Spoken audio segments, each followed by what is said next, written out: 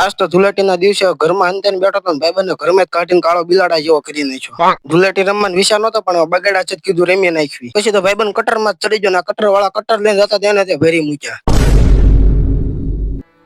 हरे रंग बरसे भीगे चुनर वाली रंग बरसे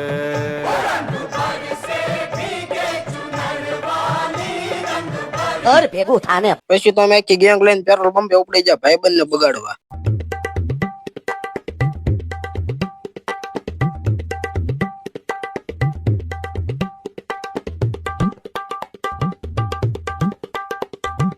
પંપે આવીને ભાઈબંધને બગાડી વાળા પછી ગાડી લઈને ઉપડી ગયા ગામમાં ભાઈબંધની દુકાનને ભાઈબંધને બગાડવા. ભાઈબંધ દુકાને તાળું મારીને તે કઈક વિયોજો લાગે છે. પછી ઉપડી ગયા ઘર બાજુ 2 જણા ગાડી લઈને એટલા આટલું રખડે છે. કોઈ ચેક બતાલે તરત ગેંગ ને ફોન કરી દે ને આખી ગેંગ આવીને ભરી મૂકે એ નહીં તે. પછી 4-5 ગાડીઓ લઈને ઉપડી જા વાડીએ બધાને બગાડવા. આવડાને શરૂ ગાડીએ હક નથી થતું. શરૂ ગાડીએ ફુવારા મારે છે.